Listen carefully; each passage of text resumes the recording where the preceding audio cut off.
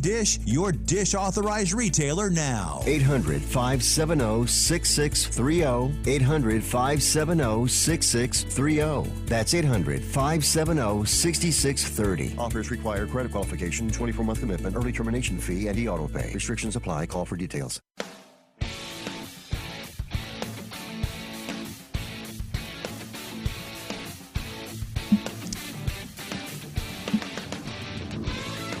Happy birthday! Oh, no, wait. That's not my opening line. That's the opening line from Frosty the Snowman. Happy Wednesday. I believe it's Wine Down Wednesday, and boy, could I use a glass of wine right now. If you are not aware, I threw my hat in the ring to the Culinary Fight Club last night, and it was really, really fun. I have to tell you, there was some awesome competition. No, I did not win. I didn't win. Mine tasted best, though. I'll tell you that. It was a lot of fun. I have to thank the everyone from Culinary Fight Club. The judges were awesome, actually.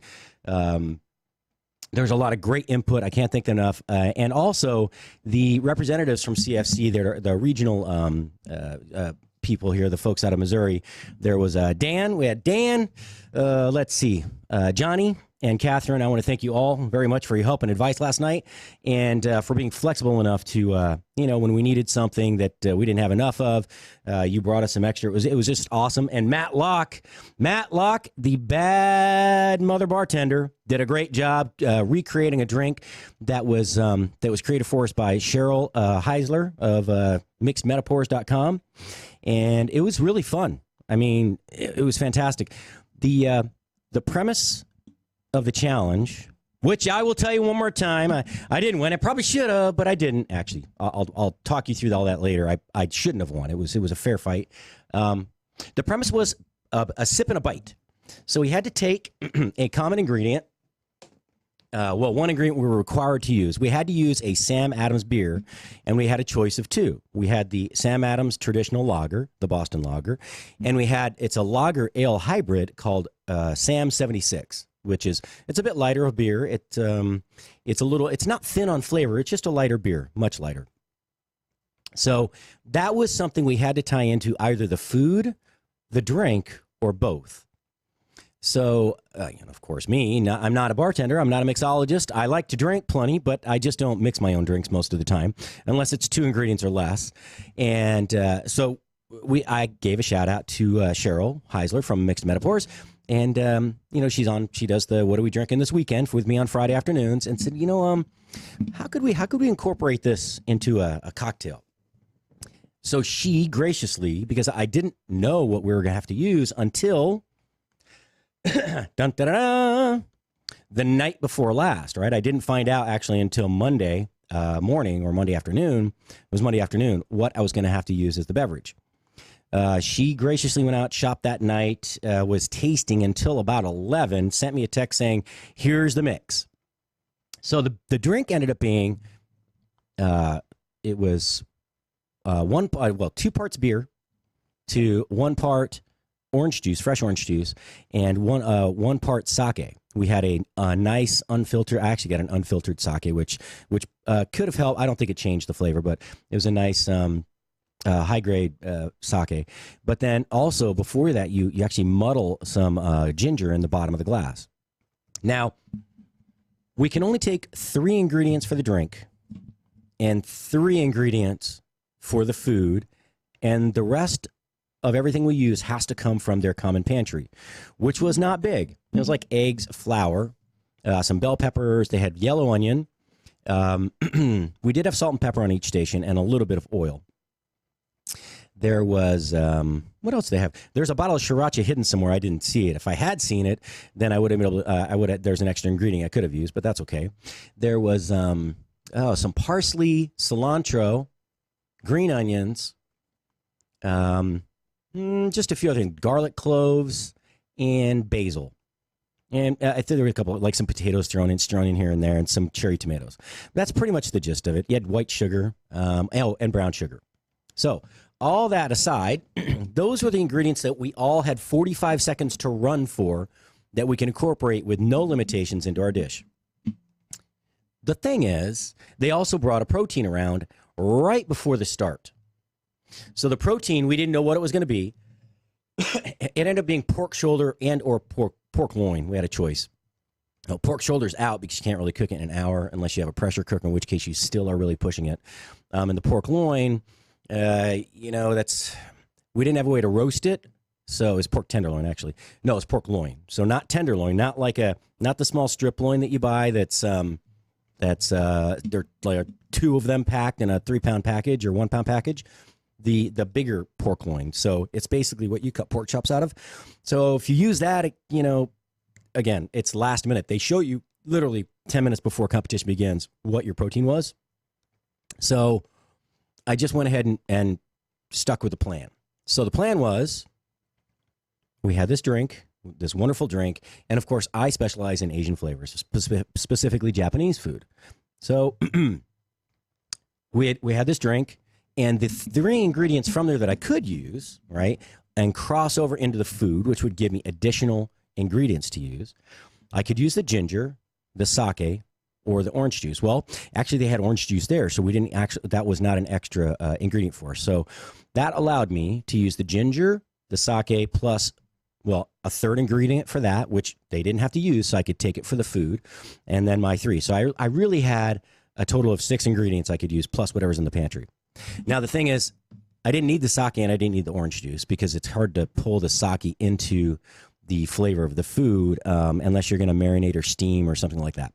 So I basically had 4 ingredients to work with, one of which had to be my protein. I chose tuna because it's something easy for me to work with. Oh yeah, by the way, Central Market, you have a great selection of food. Thank you very much for having almost everything I needed yesterday. I think the only thing you didn't have was a few glasses for glassware to serve the drink in, the cocktail in. But fortunately, we had some friends come through that delivered in time for us to prepare and serve without too much dismay or added stress to the day. So Mike and Julie, thank you. Anyway, so I had 4 ingredients to play with to design a dish that would match and carry over the flavors from the drink. So I had ahi tuna. Ginger was already in the drink, so I had to incorporate that somehow. Citrus, I could use the orange, but those I had full access to lemon, lime, and orange.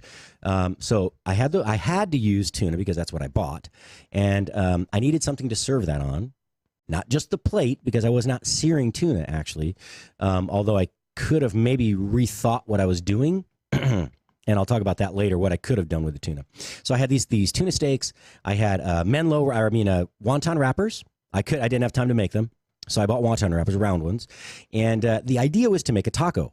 All right, so to make a taco, I was going to fry the Menlo wrappers and fold it in half, or the wonton wrappers, and I would have this tuna tartare. Well, the tuna tartare, I made a chili oil because that required no extra ingredients. I had oil. I had chili flakes that they had on the station. I had white onion. I had the ginger that we had used for the drink, and then I chopped up some garlic and what else? That was pretty much it. So I put that in and simmered it. That was the first thing I started. Now, what do I do with the tuna? I brought sriracha. Okay, so now I have tuna, wonton wrappers, and sriracha. So I've got those 3. I had a 4th ingredient I could use. So what I chose, I had a couple of ingredients I could choose from that were still in reserve that I brought, but I actually ended up choosing, what did I choose? What was the 4th ingredient? I had I don't remember now. I know there's something missing. Let me go through it. Let's see what we made. Okay. It was ginger, ginger, sriracha. So that's the 4. Sriracha was the 4th one. I actually had a couple in reserve. I had shichimi, Japanese shichimi togarashi. It's a spicy 7 chili blend. It's actually a blend of shichimi togarashi is an actual chili, and then it had it's got orange peel, black sesame seeds, some other stuff in there, but it's 7 spices basically. It's kind of like Colonel Sanders' 7 herbs and spices, but not. It's just a spicy chili blend, and sprinkle that on everything in Japan. And to make spicy tuna, it's the best thing. But I needed color, and I had bought frozen blocks of tuna, so I had to choose that or sriracha, and I chose sriracha for it's a little bit lighter flavor. It's not as bright, but it's not as spicy either. And I didn't want to make it too spicy. Oh, Kewpie mayonnaise. I had mayonnaise that I brought because there was none of that in the pantry, and I was new. So those are the ingredients I had. All right, so we start defrosting the tuna. Matt's over there whipping up the drink. He's like, what do we do? What do I do? And I'm like, okay, first mistake is I didn't bring something to muddle, to crunch up, to make a paste out of the ginger with. So what do you mean by that? Like I didn't have, typically you have a stick that you use. It's a rounded, looks like a kind of like a rolling pin, but not. It's more like a club, but you use it and you muddle stuff in the bottom of the glass. I didn't have anything like that. So we were trying. I was like, "Hey, Matt, just take the pitcher." I brought a plastic pitcher. I said, I'll crush the ginger as best you can with using the flat side of a knife, and then chop it up in the bottom of that pitcher. And it worked okay. And I ended up actually wrapping the blade of a knife in a towel, and then he could use the butt of the knife, the handle of the knife, to muddle that. When it actually worked well, it was fine. So that was first thing. I started the tuna defrosting. I started making the oil, and then Matt's like, okay, so what are the ratios? And I was like, 2 parts beer and 1 part sake, 1 part orange juice. And so he starts mixing, he starts mixing the wet ingredients. I think we made a mistake there. One, he had gotten a container of ice because we wanted it cold to serve, but we mixed the ingredients over the ice. And what happened is it diluted it down a lot. We kept having to add more orange juice at the finish when we got ready to serve. But overall, at the end, it turned out perfect, right? It was great. And so Matt's over there doing his thing. And every few minutes, he's saying, here, taste this. I'm like, taste this. I'm like, change your gloves. He's like, okay, taste this. And constantly cleaning the station, clean the station. Make sure that you sanitize the cutting boards. And, just it has to look professional because you get points off for a messy station as well. All right, so I'm making the chili sauce. It's starting to really smell good. Oh man, I wish I had. The only thing that was missing really was something like lemongrass to give just a little brightness to it. So then I dice up the tuna, and in the meantime, so I'm tuna. I put garlic in there. The tuna. I took white onion, and I thinly sliced it. I mean, really thin, like paper thin, and that went in there. I had the chili oil and the mayonnaise. And sriracha. Okay. And a little salt and pepper, just a touch. The idea was that this would be served in a taco shell. The problem is I had an inch of oil in a pan that was 8 to 10 inches across. And so that's not deep enough to fry something that's got to be folded in half and look like a taco shell. So I practiced a few. I tried folding them off as they came out, and it worked okay. The thing is, they're gonna to make enough to put on the plate that I needed. It was just too much work. Also, I had brought these the taco holders, taco stands, little metal ones. And if you fold them, if you turn them one way, they hold 3. If you turn them the other way, they hold 2. It's like an M, right? It's a W. It's an M with an extra link on the end. Upside down chevron, whatever you call that. Anyway, we got to the point where I just had it. Okay, I was trying to think about how to plate this, and I realized when I put the taco stands on the plate that you couldn't fit anything else on the plate because they don't make miniature taco stands, or they do, but they just don't sell them at A-Smart, or at least I didn't find them. So I had these big taco holders, the stands, and I was like, okay, that's not going to work.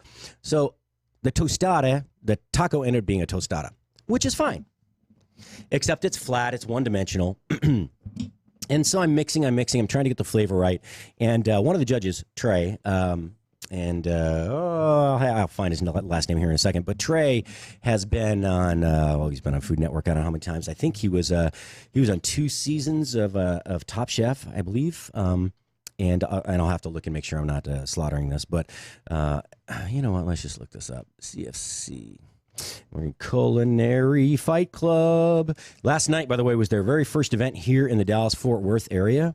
There it is. Click the perfect pair up. There it is on Facebook.com. Woohoo! And it was yesterday. And let's see. So let's go through. We'll talk about the plating in a minute. The chefs were Chef Christopher Stevens last night. He owns the Unique Flavor Catering. By the way, he took second place. Good job. He did a great job with his pork loin. Myself, there was Dustin Sanders. He did this fried. It was a mac and cheese ball with, I think, that was fantastic. Oh, and by the way, Christopher Stevens. He owns Unique Flavor Catering. Did an awesome job. He took the beer and made a beer blue cheese sauce, and that's what he smartly used the protein they had given him, because you get I think you get an extra bonus point or two for doing that, and it was phenomenal. He did a great job, and his sister was there. She was making the cocktail, and then where's the other judge? Here we go. So it's Chef Rick and Verma. He ended up winning last night. He's and I told you, guys from India, chefs that can cook in the Indian style. It packs a punch. Everything you eat that's Indian food is extremely flavorful. And I knew, because you can't find any history on this guy anywhere, I said, he's the one to watch out for. And it was, I was right. He did a great job. His flavors packed a tremendous punch. And his dish, I don't even know what you call it, but it almost looked like the steamed, the banh mi, not banh mi, but the Japanese, the Chinese steam buns, they're white, but it was more like he'd made a pita that was thick and fluffy like that, and a little bit doughy but cooked. And he made everything from scratch. It was fantastic. He did an awesome job, and congratulations to him. So he gets a ticket now to Chicago to the main draw, which is a big culinary showdown. I think it's the week before the World Food Championships here in Dallas. So I think it's August 6th or 8th, somewhere in there. But I believe I may also be getting a ticket because I was the popular vote winner. So it was unanimously decided that mine was the best. I'm just saying what they told me. I'm telling you what the people that came by said, and what the judges also said, that not the judge, but the host of the event said, A, I had the biggest draw, and B, that people really loved what I put together. Now, let's go back to the presentation, because this is really where having an extra week to plan and doing this more often instead of winging it, because I kind of did. I had this white looking tostada. Basically, it was a fried wonton round. So I have a paste almost, right? Because it was like spicy tuna in a roll. There's two kinds you can get. It's either diced up and it has an oil on it, or it's the stuff that they scrape out between the sinew, because that's actually the best part, right? You don't want to waste that part of the fish, but you can't cut it in big pieces to serve as sushi or sashimi. So you scrape it out from in between, and that becomes this. It's not paste. It's basically really finely minced tuna that then becomes spicy tuna. So you add this mayo and whatever else you put in there to make your spicy tuna, because every single restaurant does it differently. So I'm mixing this in the bowl, and it's become a little pasty. And this is where, if it'd been upright, from a textural standpoint, you would add a crunch on both sides from the taco. So you can shell, and then you crunch into it. I had avocados. All right, so I have now a white, basically, container, which is the edible container, which is the wonton. I put this palish pink paste on top, which is the tuna, and mayonnaise and sriracha and chili oil and other stuff, onion in there. Now, if I had red onion, it would have been a little different, because I could have done something with the red onion, but I had to incorporate the white, because otherwise just white onion on top. So there's that. Okay. It's pale on pale. I also had white plates. The drink is also a pale orange. So already from a color perspective, I'm deficient, right? Yes, I'm deficient in many other ways, but in this case, in this scenario, from a plating perspective, the plate's lacking color. Doesn't look finished. So what do? I actually put an avocado slice on top, which was fine, but the avocados were really soft and mushy. So my first thought was, because they were soft, I could incorporate them into the dice them up and put them into the mix, but they're soft. So there was no way to fold them into the tuna, this kind of spicy tuna paste now it is, and make it look pretty good. It just would have smeared into it. Now you've got a pale green pink paste, which is really less attractive than the other way. If I'd even had black sesame seeds or some sesame seeds, I could have toasted, but I didn't, because I could not bring any other ingredients. So it was a little deficient in the color area. So I put that little like a slice of avocado on there, and then I took the chili oil, which actually I have to say, for not having very much time, I cooked this for about 45 minutes. I drizzled some of that extra on there, and a touch of salt and pepper. What would have helped was if I'd added and Trey I'm sorry, Trey Wilcox. He was on Top Chef season 3 and 6, and he actually has a great school here. It's called the Wilcox Cooking Concepts, where he gives cooking lessons. It's I believe in North Dallas, a little bit north of McKinney, where the competition took place. But he was very helpful. He's like, you need to brighten it up. So he meant acid and salt. Pull the punch up. So if I had taken at that point, I had added a lot of lemon and lime and even some lemon zest to the mix, to the tuna mix. And I took a little bit of zest and put it on top right before it was served. Just a quick, run by. What I could have done and probably should have done was taken the lime or lemon and just give it a quick squeeze over the top to kind of what that would have done. That acid would have brightened the dish from a flavor perspective, but it also would have cut through all the fat. You have tuna, and I had it was I think it was actually homaguro, which is a Japanese tuna. It actually lives between Japan and they fish it off the Sea of Japan. That's what it said, which is rare because you don't usually get that in the United States. And so that was actually a little bit of a fatty cut of tuna. You had the mayonnaise, right? And then I had chili oil. So it's richness on top of richness on top of richness. Then avocado, which is more richness. The only thing that's not rich is the tostada, which is on the dry side, that was okay. But I needed to brighten it up. So I drizzled some chili oil. It looked pretty. But then when I looked at the other plates, now again, I have a white plate, the white base of the dish, which is the tostada, this pink on top, and I have some pictures. I'll have to post them on the web on Facebook. But if you look at all this, it was all pale. This lighter orange drink, and I look. So Dustin, who did the mac and cheese balls, deep fried, they were awesome, by the way. He had a like a brown plate, like those really cool dark brown. Rectangular plates like you see in Japanese restaurants, and it had the light border on the outside. It looked like a handmade plate. So he had those, and he had elevated the. I think they were setting on something. I can't remember. And then his drink kind of stood out on the plate. Chef Christopher, who was next to me, he had this beautiful. He had also long rectangular plates, and. He had arranged the dish down the center of the plate. It was beautiful. I mean, he had taken, I have to look at the photos again, but it seemed like he had roasted, they were like cherry tomatoes and potatoes and these other vegetables. And he had taken the pork and cut it into, they were like thick pork chops. And then he cut those on a bias, so at an angle, so that they stood at different angles down the center of the plate with the other stuff arranged between them as one long string of food on the plate. It was beautiful. And they had a lot of color. And that means a lot because, your eyes first, and then their drink.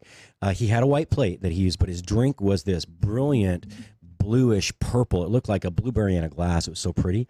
And they had rimmed the top of the glass with it looked like a citrus zest sugar. I think they'd taken zest from orange. I think it was orange, and they had and so they mixed the orange zest with just plain white sugar. They had dipped the glass in a little bit of the rim of the glass and a little bit of lime juice, and then just rolled it in the sugar. It was beautiful. They had a great presentation. It was awesome. It was fun. So, of course, when we get to the judging, I got what I expected. But here was the surprise. Trey Wilcox talked for a long time about the food. Long time. And usually, here's the thing. If they're giving you a lot of very detailed, I don't want to say criticism, but evaluation of the food, it's typically to your benefit. It means you've done well, right? They rarely say just a few words about your food and then you don't place, which was odd. I mean, because he talked for a long time. And maybe he was just like, hey, dude, step up your game. So here's when you do this. But it was just, again, he just wanted more acid and a little bit of lightness to the plate. And I did actually think about it. I thought about doing a duo of tostadas because they had the pork that was there. I thought about maybe using that. They could have been good to just do the pork with maybe I could have pickled some of the white onion and then with just vinegar, and then just taken the chili oil and drizzled that on there. That probably would have been okay. But anyway, I was very surprised. All right, we're going to get, we're at the end of the first segment here. We're going to come back and, I don't know, we're going to talk more food, Culinary Fight Club in the last segment. Don't forget, Laura Gein's going to call in from Ramo de Olivo in Bentonville, Arkansas. We're going to talk a little wine on Wine Down Wednesday, so come right back. Chef Patrick Mosher, the Food Biz Pro, still recovering physically from last night. Actually, I slept better than I have in a long time. We'll be right back. Follow Chef Patrick Mosher on Twitter at Food Biz Pro. If you're trying to quit drinking or doing too many drugs, listen to me. You don't know me and we'll never meet. I had a problem like you once. I drank and used to party a little too much till it got out of control and almost ruined my life. I realized I needed help to fix my problem before it totally destroyed me. If you've tried to fix your drinking and drug problem and you know you can't do it alone, you need to call the National Treatment Advisors. They'll immerse you into a 30-day program to replace your old habits with new habits and totally change your life. And if you have PPO private health insurance, the entire program may be covered. Fix your problem right now before it gets any worse. Get clean. Call now and learn more. 800-296-1252. 800-296-1252. 800-296-1252. 800-296-1252. Are you tired of high cable TV rates? Sign up for Dish today and get a $500 bonus offer while supplies last. Plus, lock in your price for 2 years guaranteed. Call All American Dish, your Dish authorized retailer now. 800-570-6630. 800-570-6630. That's 800-570-6630. Offers require credit qualification, 24-month commitment, early termination fee, and e-auto pay. Restrictions apply. Call for details. Fast Track Student Loans can get your student loans out of default, stop any wage garnishments, stop collection calls, and stop seizure of your tax refund. Give yourself a break. Stop the stress and get your student loan payments down to as little as $25 a month based on what you can afford to pay. 800-709-4395. 800-709-4395. 800-709-4395. 800-709-4395.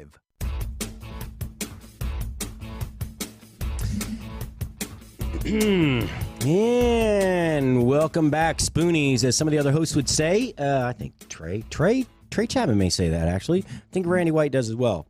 Randy White actually was one of the judges last night. If you haven't heard his show, he's on Monday afternoons with Into the Fire. We might be changing his time slot a little bit, but I'll let you know before that happens. It was great. We spoke after the event, and I think he was the same consensus as everyone else. It just needed a little more pop and a little more. There could have been more on the plate. So I could have done two of the same tostadas. If you're just tuning in, again, I was talking about the Culinary Fight Club competition I was a part of last night. It's a chopped style competition. If you've ever seen Chopped on TV, it's 1 hour, one dish, 4 plated for the judges. We had to pair it with a drink that carried over the flavor, that tied into it, but one or the other, the food or the drink, had to feature Sam Adams in some way, incorporate that into the dish. And we had a choice of 2 Sam Adams beer, the Boston Lager, or Sam 76, which is their lager ale hybrid beer, which is really tasty, a little bit lighter in calories. I think it's only 113 per can, actually. All right. Again, I didn't win. I didn't win. Not in their mind. I think I won in my mind. The fact that I made it to the competition, and I was only 35 minutes late, and we still finished everything in time. I have to say they were very flexible. It was kind of a mad rush setting up, and I'll better prepared for next time. They are coming back later this year. Culinary Fight Club's coming back to the Dallas-Fort Worth area. I don't know where the second one's being held, but I've already thrown my hat in the ring for that one. So you can bet that redemption is on its way. But it's all right. It was fun. And it was good. I saw so many people there. There was, let's see, Jeff was here from the studio. Of course, Matlock was my bartender. Let's see, Marie, Julie, Mike, who else? Brandon Anderson was there for a little bit. He wasn't feeling well. He left early. Who else was there? There were a couple other people anyway, but it was really nice. Oh, Mike brought his lovely wife. Jeff did here from work, and it was awesome. We had a really good time. So then, of course, Matt was like, "Hey, dude, I hope you clean up." I'm like, "No, it's not much. I just throw it in the box and I'll clean up later at back at the ranch." Well, it took a little while to clean up, actually. Because we helped clean the table, like fold up they had covered everything in butcher paper. They put a cover over the cloth over the table, so it was draped. And the new covers are awesome. They don't just drape to the ground. What they do is they attach underneath the legs on these plastic tables, or these whatever they were. Just happened to be plastic tables for us last night, but they're awesome because they stretch and they keep a nice clean line, and then they covered it with butcher paper again. And we had 2 of the butane cassette burners, and we could have brought more if we wanted. Pressure cooker, couldn't have a fryer or anything like that. But it was really good. So it took a while to clean up. I think it was after 11 or so. I think that was when I finally shut my eyes, and I did not move. I didn't move. I don't think I moved like more than an inch the whole night. I just, other than, I don't know, was it sometime this morning, 7 o'clock, I think I scratched the back of my head and was like, oh, it's morning. And I was out. I mean, I had a couple nights, I think only literally the night before last slept, it was less than an hour. I think I was counting 18 minutes. I don't know how I came up with that, but it's not like I write down, I slept 1 minute. How many? Well, I slept 2 minutes. But it was just a good night.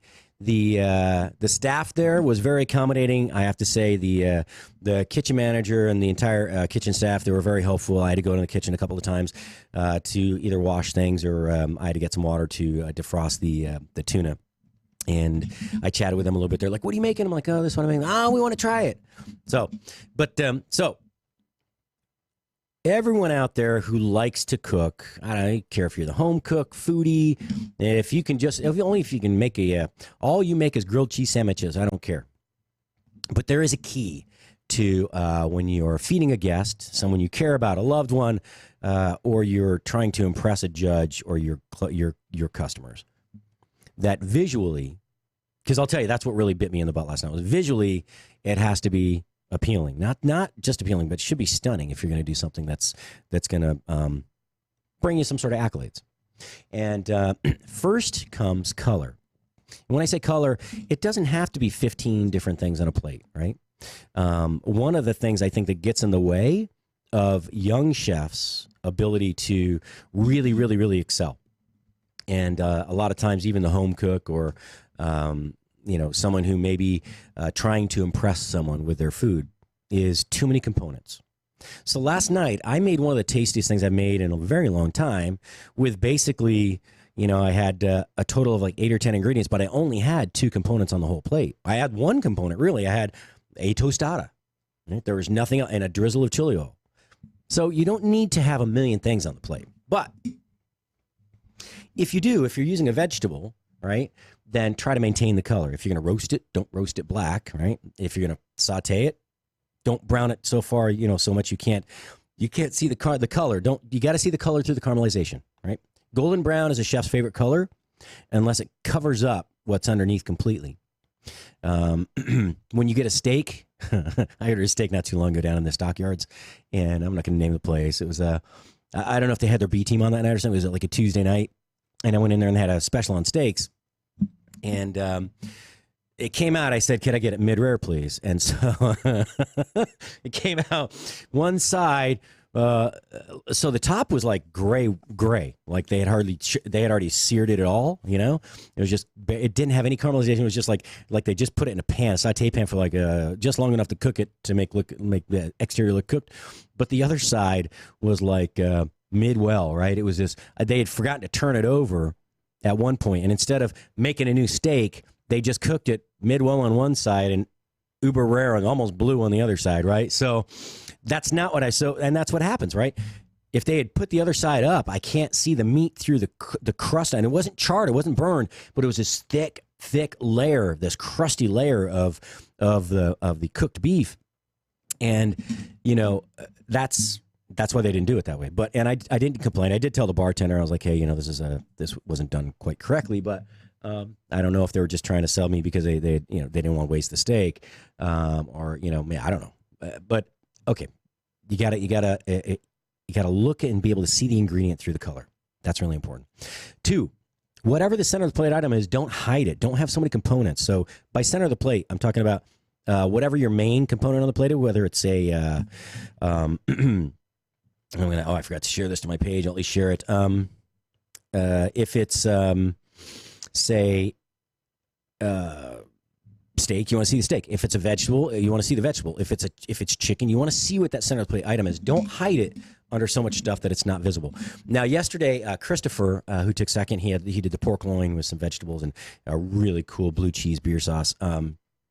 That one, he may have. He didn't. He almost hid the pork where you couldn't see it, but smartly and strategically, because it was just a solid line about 2.5 inches wide of food down the center of the plate.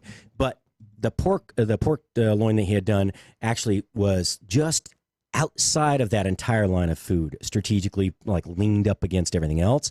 So instead of putting it down and then covering it, he kind of put the food down, leaned that into it, and then just a couple of colorful pieces of like cherry tomato and some other stuff they brought, but they just placed it so that it accented that, and the rest acted as a base, right? So don't hide the center of the plate item. It's very important.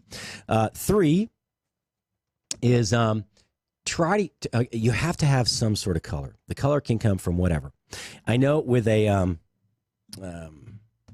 say you have a steak on the plate. Steak tends to be grayish brown. Well, you can't get a lot of color out of the steak, and you don't want to add flowers to the plate. You don't want to add cherry tomatoes for no reason. So what do? You make a red wine demi-glace sauce or a red wine sauce, right? Something it's dark, but it still brightens the plate. It adds color, adds depth, right? And then you could have, you have something else on there. If you have mashed potatoes, okay, well, mashed potatoes are mashed potatoes, but what could you do to brighten them up? Sprinkle parsley. Just something really simple. What I think you all don't do anymore, right? There's something called, so garnish should be part of the plate. The garnish should be part of the meal. It should be edible, right? So whatever the components are you're putting on, the big chunk of parsley, which I actually saw someone do recently, might have been last night, the big chunk of parsley you put on the plate isn't necessary. Oh, I did a fine julienne, a chiffonade. Because that's what you call it when you julienne herbs finely. It's called a chiffonade, right? You roll them up into a bundle and then you slice them end to end really thinly. I did put some of that on at the end. It helped a little. It gives a little bit of color. But yeah, so it's really important. Don't hide the food. Don't hide the food. Not too many components. Keep it simple. And then think about the flavors you want to put in there. So one of the things that hurt me last night wasn't the flavor. The flavor was great, but there was an issue with the richness of it, right? It was very rich. I mean, it doesn't really seem like it when you take one little bite and you're hungry, but if you had 2 or 3 of those, it's rich. You want something to cut through that. So more acid, more brightness, something to lighten up the flavor, right? There has to be a balance, and there was a little bit of an imbalance there, but I have to say it paired so well. Cheryl Heisler is a magician with 3 ingredients. Beer plus 3 ingredients. She made one of the best cocktails I've had in a long time. And actually, I will be giving the recipe out on Friday because I think that's what we're going to talk about on the air for Mixed Metaphors. What are we drinking this weekend? So overall, again, last night, I believe Matt Locke, did he do a Facebook Live video last night? I believe he did. He was supposed to do it on Spoony. However, it may have gone over on Mojo 50. I'm not sure. Did you... Yep, there it is right there. It's on Spoony Radio's Facebook page right here. And this was the judging. This is the very final. There's the one from before. So I think he went live. When I was during my I presented the plate, and during my judging the evaluation of my dish, then he had filmed that as well live. So I haven't looked at that yet. I do remember most of what they said, but I'm curious to go back and listen and see what I learned from that. Anyway, it was the most fun I had in a long time. I'm actually going to start doing this a little more. And thanks for all the support, man. It was so much fun. All right, let's get to some other stuff, because today there is a lot of stuff going on. Hey, what's up, Joe? Are you in town? Joe Wilson, you know what, man? I could not find nobody would volunteer a place to host your squirrel brain cooking party. No, I really mean that. You guys think I'm joking? Joe Wilson hosts the one and only annual World Champion Squirrel Cook-Off in Bentonville, Arkansas. I believe they're going on year 8 or 9 this year, maybe 9 or 10, somewhere in there. It is one of the coolest competitions ever. And if you don't know, I did compete one year.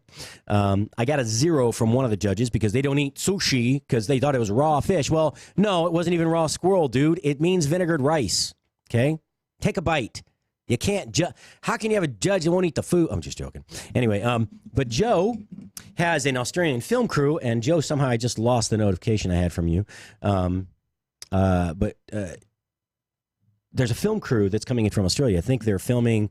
It was either yesterday. I thought it was a Sunday. I guess it might have been yesterday. But they were filming here in town because they somehow came across Joe. These two guys have a radio show. It's one of the biggest radio shows in Australia. I think it's the biggest. They've been around for a long time. They've been best friends for 20 years.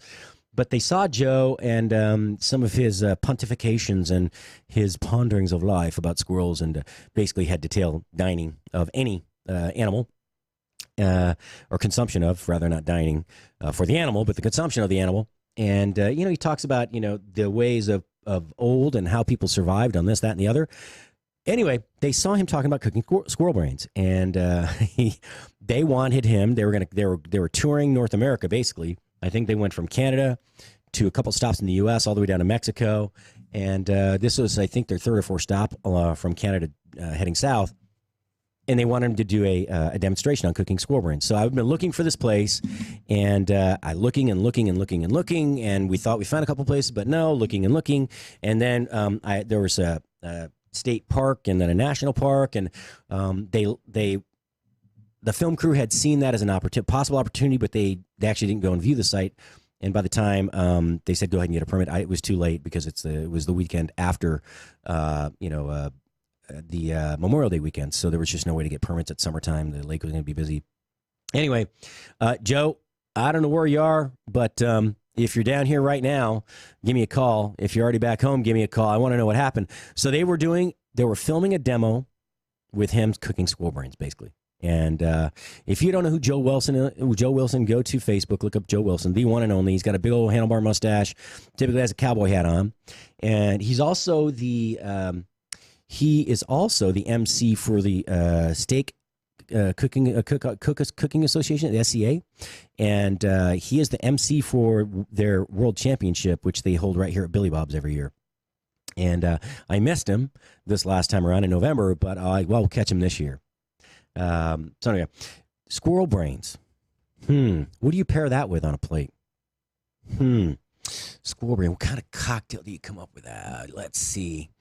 Squirrel brains and I think tequila, just to wash the flavor out and to get you drunk. Maybe you need the tequila first, then you have the squirrel brains. Then do you smear that on a cracker? What do you do with that? Is that something? How big are they? Are they like acorn size? They can't be acorn size. Their head's pretty small. It's got to be like peanut size if that big. It might even be smaller. I mean, how big is a squirrel brain? And I'm curious. Do you take them out, cook them in a cast iron skillet? Do you roast the whole squirrel and then how do you do that? I mean, it's bad enough to have you ever eaten blue crab, whole Maryland blue crab? Trying to figure that out the first time. At least they show you lift the apron, pull up, separate the shell from the body, clean off the lungs, and then go to town. Man, that's a lot of fur to pluck. And how do you just even get around the eyeballs? I got to ask Joe how you eat those. I mean, do you cook them up like chicken, like chopped liver? Y'all know what chopped liver is, real chopped liver? So real chopped liver is not chopped liver. It's where you take the chicken livers and you, chicken. I said chicken livers. Yes, I love chicken livers, by the way. It's one of my favorite, it's really one of my favorite meals.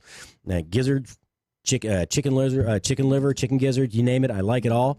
But when you take it and you chop up the chicken livers afterwards, and then you mix out a couple of special ingredients, and it becomes basically a spread. That's chopped liver.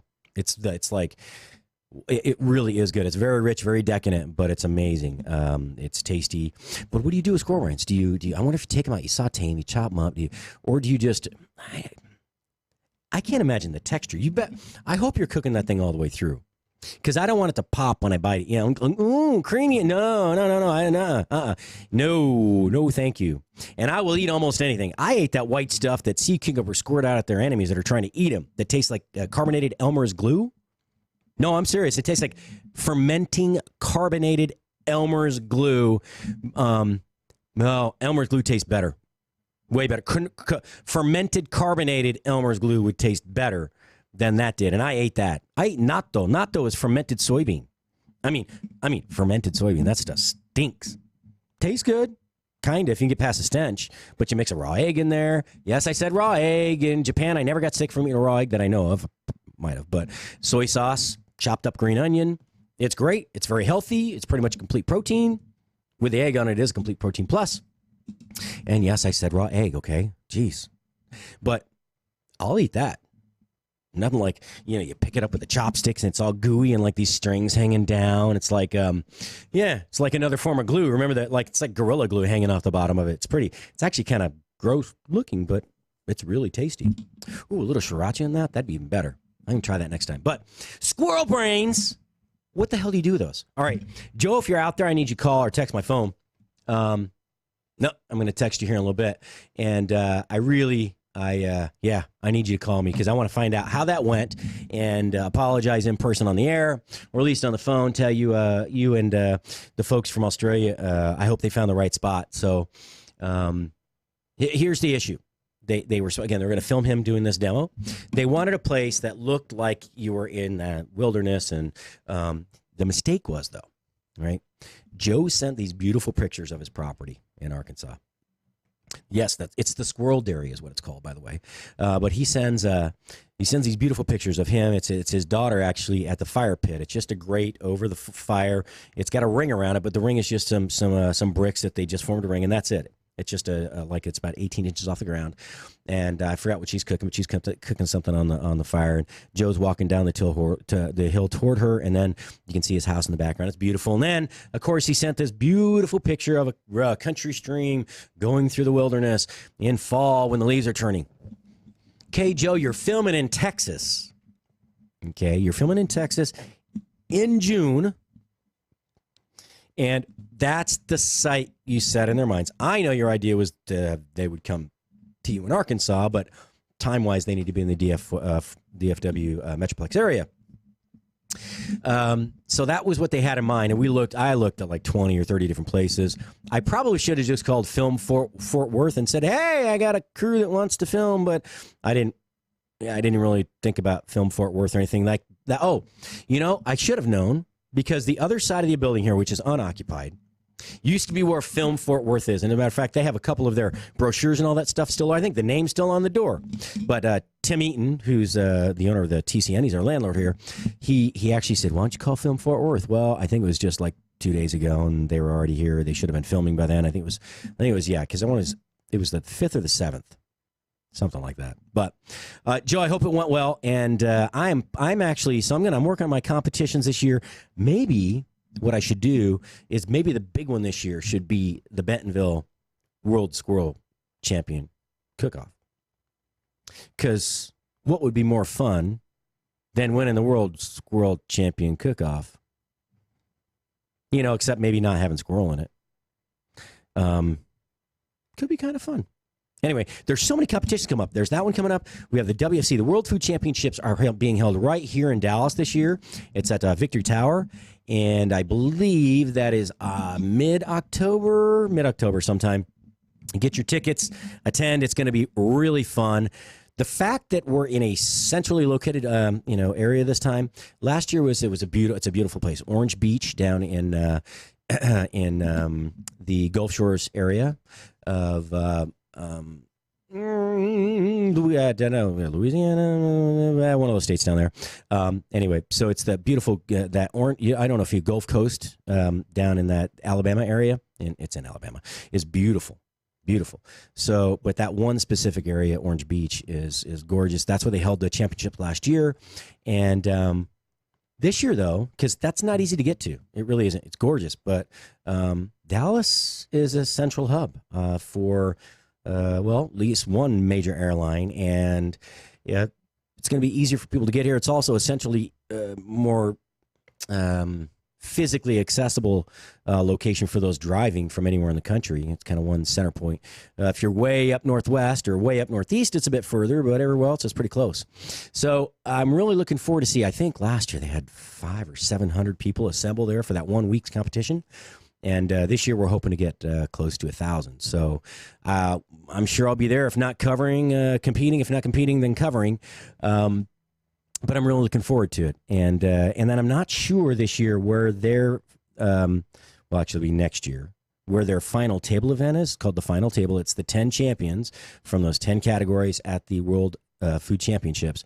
They then compete in a series of competitions to determine the overall winner, who this year won $100,000 and got an item on the menu, added to the menu at Antoine's.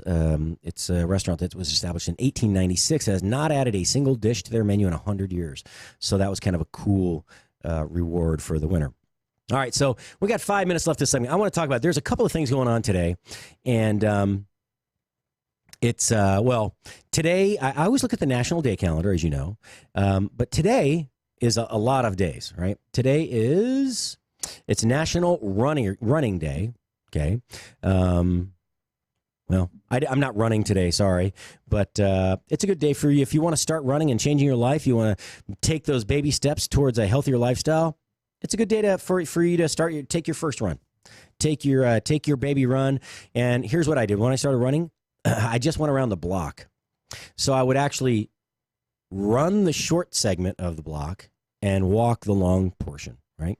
Because, of course, the length of the block one way is longer typically than the other direction. And it was, that's how I started. And when I could go around there, eventually, I couldn't even, the first time I ran, it wasn't even it was just over a quarter mile, I think, around the block. And I couldn't run all the way. So I started running the shorts, walking the longs. Then I switched. I'd run the longs, walk the shorts. And then, eventually, I was able to run all the way around, and pretty soon, before you know it, I was up to 8-10 miles, and then your knee hurts, so I went to cycling, and now I'm going back to running. But today is National Running Day. It's a good day to start if you want to change your lifestyle, or look, I just like running, to be honest with you. I know most people don't. If I'm at my proper weight, I love running. I absolutely do. So there's lots of organizations around if you want to check out. There are a lot of runners clubs around the country as well. So look one up in your area, and it's just fun. It's good. It's something easy you can do, and you don't need to buy any equipment to do it. You need a pair of shoes. That's it. No fancy hat, no fancy, no glove, no uniform, a hat. You don't even wear a pair of shorts. You can just wear jeans. It's okay. Or if your jeans are old, cut them off. Now you got shorts. All right, so it is also today, of all the times of year, I think this is kind of weird, but it's National Gingerbread Day. I would think National Gingerbread Day would be sometime around Christmas. Matter of fact, is not Christmas maybe perhaps the unofficial National Gingerbread Day, since that's when you typically display the big gingerbread house. But nope, it is today. And, I never thought about all the variety of things that you can use that at least a gingerbread flavoring for, that ginger, that really spicy not floral, but herbaceous, or no, it's the really spicy scent of gingerbread, right? So you can make, bread, cake, gingerbread bars, biscuits, cookies, cupcakes, what else? Pancakes. There's all sorts of stuff you can make with a gingerbread seasoning, that flavoring. It's got the ginger powder. Typically, it's got ginger powder in there, molasses, things like that. That's kind of that rich, bright flavor. But you could do. So I had a good breakfast, right? And I had a pancake that was so good. They had put cinnamon in the butter, but nothing to sweet. It was just regular sweet cream butter with cinnamon in there, and that spread on the pancake with just a touch of the maple syrup was awesome. I mean, so that there's something about scent, the olfactory sense. It really, really changes the way that you perceive the taste of a meal. So anyway, but yeah, so today's National Gingerbread Day. I will go ahead and post. There's a couple of recipes here. There's a old-fashioned gingerbread. There's a gingerbread pancakes with fruit topping, and then there's gingerbread cupcakes. Well, it's gingerbread holiday gingerbread cupcakes, which we don't have to have because it's not Christmas time. Today is also National Moonshine Day. I am not having any moonshine today. I'm in fact drinking regular coffee, which I must be really tired because by now I've had over a half cup. I would be running around the room sweating. Like, what's next? What are we doing? Where are we going? Nope. But today, I think my body needed that. Yeah, there's let's see. What are all the names for moonshine? White Lightning. We have Mountain Dew, Home Dew, or Homebrew, Hillbilly. What's a Hillbilly Pop? Hillbilly Pop, Rock Gut, White Lightning. And I already said that one, but there's a bunch of them. Do you know any names for Mike's in there scratching his head like, dude, I'm a young guy. I don't know anything about moonshine. All I know is the strawberry moonshine. That's the only thing I know. You know, I'll tell you what. I have a relative that used to go to the the NHRA races, the drag racing, National Hot Rod. Oh, we're out of time. We'll talk about it in a minute. But National Moonshine Day, we'll be right back. Chef Patrick Mosher, Food Biz Pro. Wow. Second course already done, half digested. Come on back for the meat of the matter, the entree of the day. I don't know. We're going to talk more moonshine and whatever other national day it is today. Stay tuned. We'll be back in 4 minutes.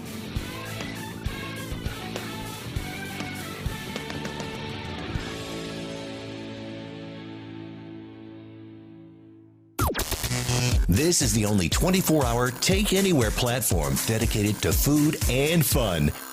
We're Spoony. Breaking news this hour from townhall.com. I'm John Scott. President Trump has met with Ireland's Prime Minister Leo Varadkar during his first presidential visit to the country. He says Ireland shares U.S. concerns that allowing China's Huawei technologies to help build communications networks threatens global security. The U.S. is pressing its allies to ban the tech giant amid concerns that China will use the company to conduct espionage and obtain data. On Thursday, the President and First Lady will attend D-Day ceremonies in Normandy, France. Meanwhile, Canadian World War II veterans have joined current members of the country's armed forces at a military cemetery in France to observe the 75th anniversary of D-Day in the Battle of Normandy. The Trump administration ending medical research by government scientists using human fetal tissue. In a victory for pro-lifers, the administration is putting a stop to ongoing research at the National Institutes of Health involving fetal tissue from elective abortion. In a statement, the Department of Health and Human Services said promoting the dignity of human life from conception to natural death is one of the very top priorities of President Trump's administration. Officials say the policy change will not affect privately funded research that uses human fetal tissue. Greg Clugston, Washington. Also at townhall.com, immigration and tariffs are topping the list as trade officials from Mexico and the U.S. are meeting in Washington, hoping to strike a deal that would stop the president from imposing tariffs starting next week. Well, they're here right now talking with the Vice President and with Pompeo, Secretary Pompeo today. The foreign minister is here, so they're taking this seriously as we are. Senator David Perdue tells the Salem Radio Network all the president wants is for the Mexican military to help stop illegal immigration. On Wall Street, stocks have been higher. The Dow is now up 172 points. The NASDAQ ahead 34. More on these stories at townhall.com.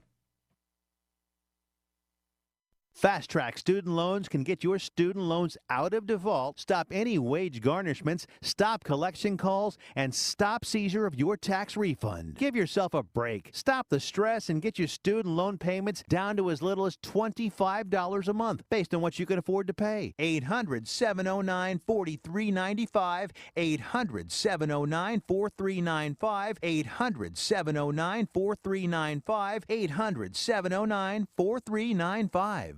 Got an old car? You can donate it, whether it's running or not, to the United Breast Cancer Foundation and save a life. They'll even come and pick it up for free. The United Breast Cancer Foundation has saved hundreds of women's lives through their free or low-cost breast screen exams. But now they need your help.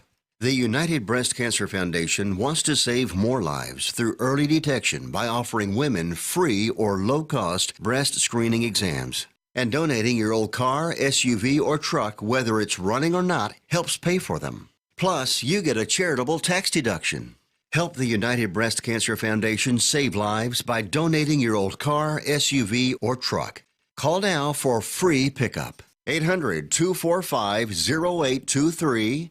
800-245-0823.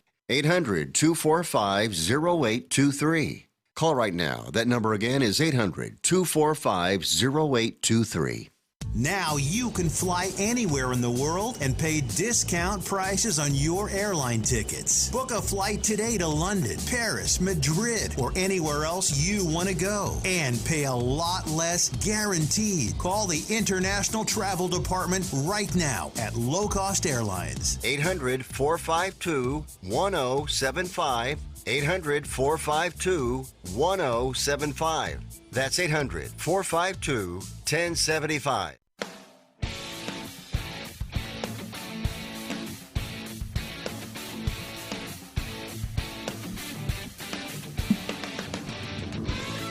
And welcome back. It is now the third course. Hors d'oeuvres, soup and salad course, done, gone, already out the door. Anyway, if you've been listening, I was just talking about moonshine. It is National Moonshine Day on the National Day calendar. And, moonshine's been around for quite a while. It's interesting that during Prohibition, moonshine, it flourished. Moonshine's not what it used to be. It's a lot different. Mike was just saying in the booth that he just knows the strawberry moonshine. So I had a relative that used to go to these NHRA races, and they would sponsor these cars, and they had a friend who would come to some of the races. And at certain races, he would have basically had a way to store it. They had a big rig, a tractor trailer to pull their car around, and to haul their car around. And they would apparently the seat lifted up, and there was a special compartment underneath that housed a contraption that would cradle jars of moonshine like a wine rack would hold your bottles of wine. It was impressive, actually. And he made stuff. They made apple pie moonshine, and they made cinnamon, and they made the best, though, I have to tell you, I tried was watermelon moonshine. And, moonshine kind of gives that little shiver when you drink it. It's like, catch your breath, let it out. But, man, that stuff, that watermelon moonshine, it was like drinking Kool-Aid with just a touch of it. It was like Kool-Aid with a tiny kick. That was dangerous because you could sit there. You could easily have a quart mason jar in front of you, or at least like a 16-ounce mason jar, and just drink that. I mean, it was instead, and typically you drink a moonshine, you put the lid back on, put it down for a minute, you take a little tiny sip. A few minutes later, or 20 minutes later, now with that stuff, you leave the lid off and just sip it like you drink a beer. Dangerous. One of the biggest companies out there right now is Old Smokies. And they, I don't remember exactly when they were founded, but interesting story. I met a young man whose brother actually founded the company. And this young man had worked for Walmart. I think he was the youngest GM of Walmart ever. He was a manager, I think, at like 18. He was a general manager by the time he was in like 22. And I never went to college. Really smart young man. I met him at the airport in Bentonville, Arkansas. We had a 7-hour delay on a flight. And got ugly. It's a tiny airport. It's a nice airport, but it's tiny, and there's not much to do there. So we were chatting, and he was telling me about the history of Old Smoky. And I asked him about himself. Very interesting young man. So what he did is he went to work for Walmart, became a GM. And as many people do, once you've worked for Walmart and you get into the hierarchy, you tend to then become a broker of services to the company. And he did the same thing. Basically, they had a line of products that they sold to Walmart. It was kind of anyway, they did that. And then also he helped his brother. He took a little bit of time off that, and he helped his brother to develop his brother was making the moonshine, but helped him work on the distribution model, became a partner in the company. And he left his company that was brokering these other products into Walmart, and he worked on that full time.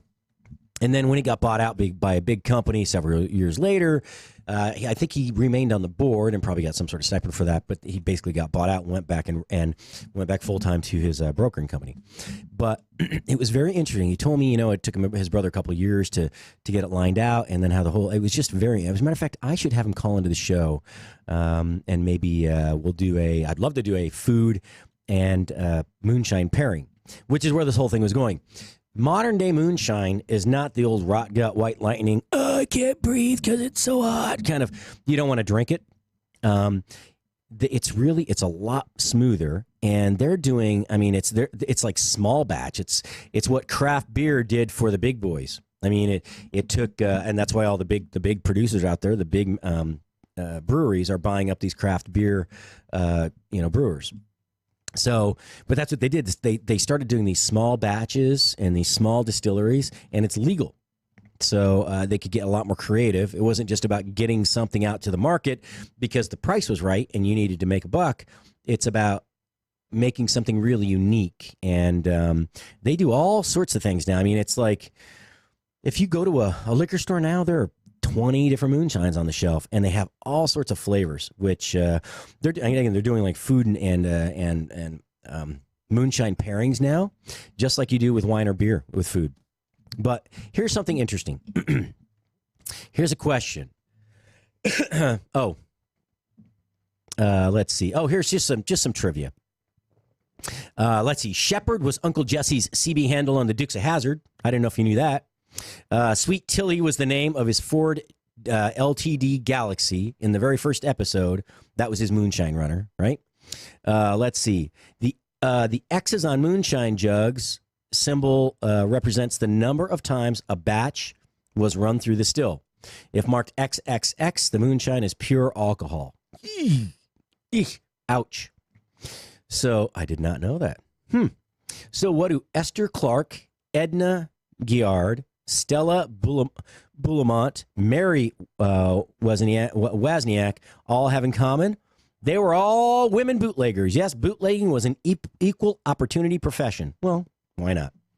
Let's see. Apparently, Lavinia Gilman, she was a bootlegger too. And at 80 years old, she ran a 300-gallon still in Montana. Actually, the judge suspected that her son was actually the true culprit, and she took the blame. And during Prohibition, there were many ways to transport bootleg moonshine. Faking a funeral was a convenient ruse and often used to move the product. I guess so. So instead of out of respect for the dead, of course, those with the because the feds were probably not likely, out of respect for the dead, to stop a funeral procession. I mean, that's a smart way to do it. So how can you observe National Moonshine Day today? Just I don't know if you have any stories about White Lightning and the legendary people that made it. Go ahead. There's all sorts of cocktail recipes out there that you can use. And you know what? Just go pick one off the shelf. Grab one, try one. If you don't like it, grab another bottle, try it. You never know, it might work. But be very careful. That stuff is up there in the volume by alcohol. The proof will set you free. Yeah, the proof will set you free. All right, set everything in your stomach free if you drink too much. So watch out for the hangover. Today also happens to be National Veggie Burger Day. Yes, we now have a National Veggie Burger Day. All right. Well, there are some better ones than others. I really liked. I used to eat the.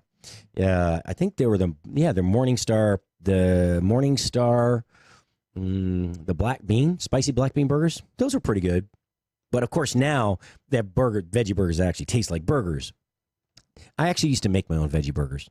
They were black bean based, way better than the stuff you buy in the store. But I can't recreate that texture they get from these vegetable proteins, right? I can't. Not now. They have labs, scientists, mad scientists all over the world concocting ways for burgers based on plants to look like a meat burger. One of them actually, I won't tell you which one it is, but they put this beet dye. It's encapsulated in some sort of concocted cellular-like structure that is inside of each one of these little globules of vegetable protein. And when they mold the burgers, when you cook it, if you cook it to rare or medium, when you break it open, it looks like it's, like a steak or a burger's kind of juicy, and it's all pink inside. And when it runs out on the plate, it's got a little pink mixed with the fat, and it's the juice right from the burger. They actually have a veggie burger that does that now, and they've been working on it for. It's not brand new. It came out a while back. I won't tell you which one it is, but go try them all. Beyond Impossible Burger and Beyond Meat, they both have great burgers. We were next to I think it was next to Beyond. Yeah, I think it was Beyond Meat last year. I'm telling you what, they not only put on a show, but they have an excellent product. Excellent. Impossible Burger is great as well.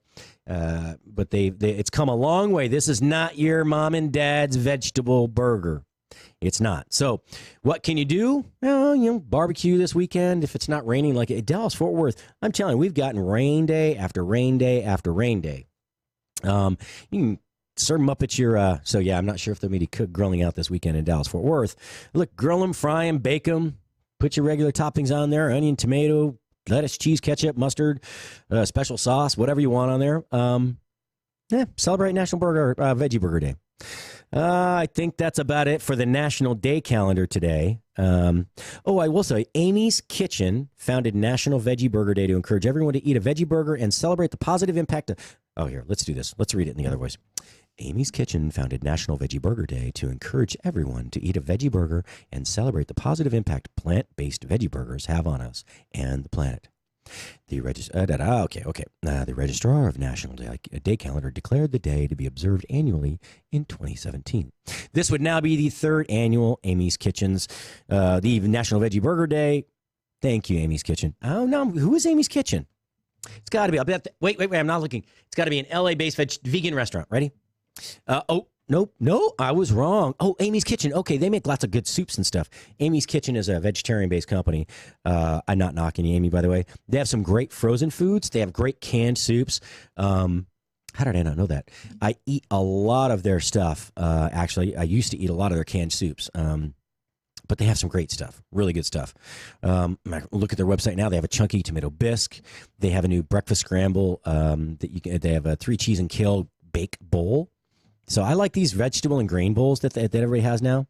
As a matter of fact, I make a breakfast bowl that's fantastic, and the base is a super grain, a superfood called wild rice, right from Nostalgia Wild Rice. That's right. You can get a SpoonyWildRice.com, and they have all sorts of stuff. They have several varieties of wild rice.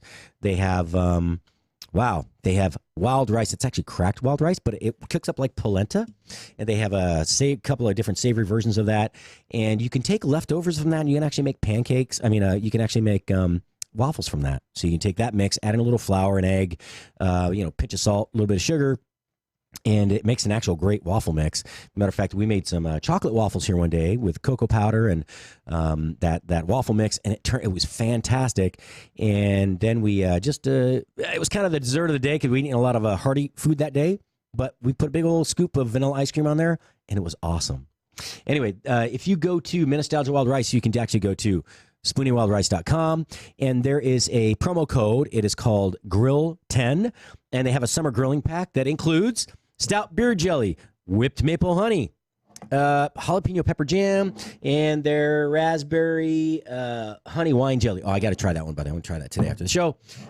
Maybe I should have had one of these as one of my secret ingredients yesterday. Maybe I'd have done better. Anyway, go to SpoonyWildRice.com. In addition to that, there's a couple of different seasonings, rubs. There's a bag of wild rice, and there are a couple other things in there as well. It's really delicious. So go to SpoonyWildRice.com, use promo code GRILL10, and get your grill on. It's a discount. Enjoy it. So back to these grain bowls that I make. Everybody seems to be, they're making these power bowls for breakfast, grain bowls for lunch, whatever you want to call them. But yeah, I just took the Nostalgia rice, and that wild rice, you can cook it, and it keeps all week. You cook it, cool it out. When you get ready to cool it, I always put extra water when I cook it. And then you just scoop it out with a strainer. And when you do that, just, the water drains off, but then I put it on sheet trays or something flat and appropriately sized to put into the refrigerator.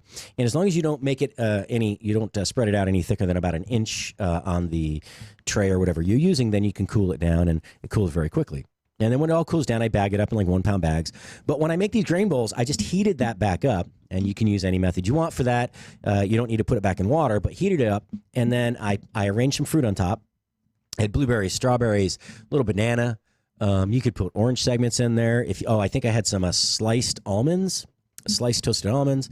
And then I drizzled some honey over it. Or actually, I put cold almond milk over that hot grain with the fruit on top, and then a little bit of drizzle of honey. It's light.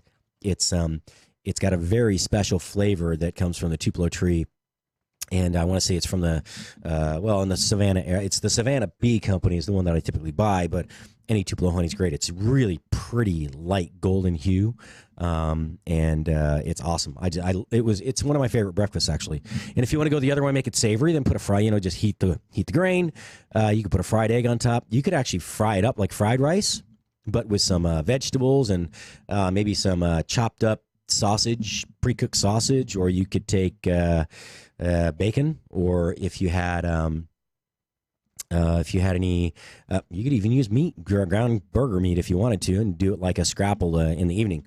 And instead of doing it like, using potato for the hash, then you could just use the wild rice. Anyway, it's great. It's great savory or sweet. It's one of my favorite grains to use. And it is wild rice is the only native grain to North America. So anyway, Amy's foods are really good.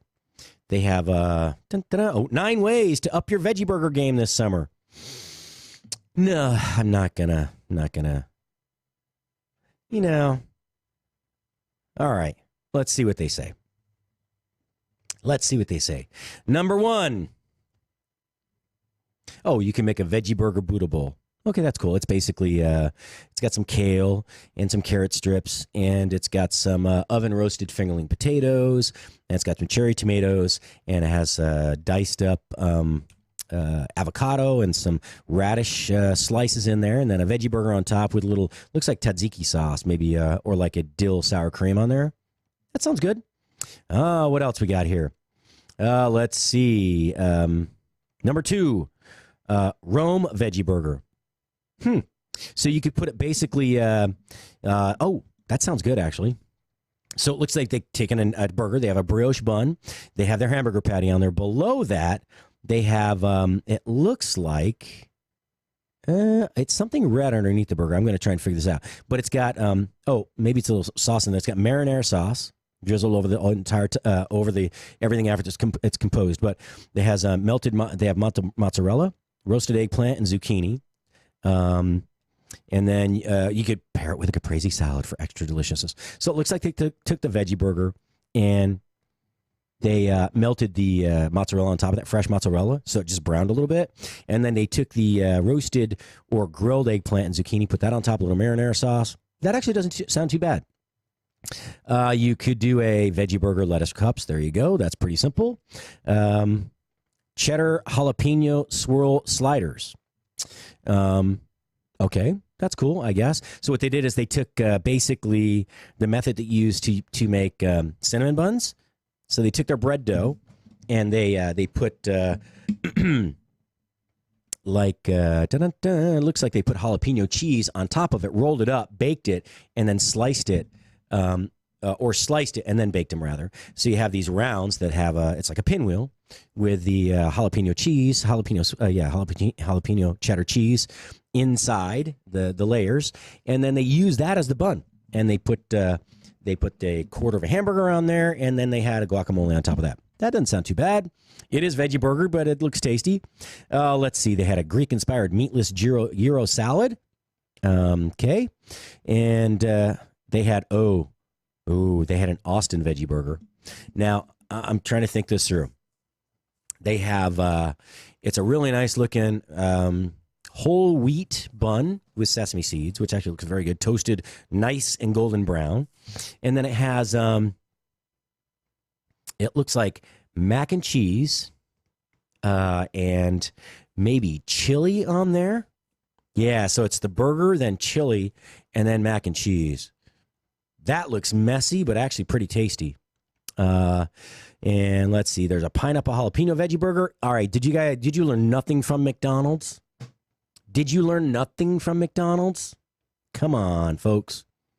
Actually, if you grill that pineapple, grilled pineapple on a burger is actually pretty good if you do that right.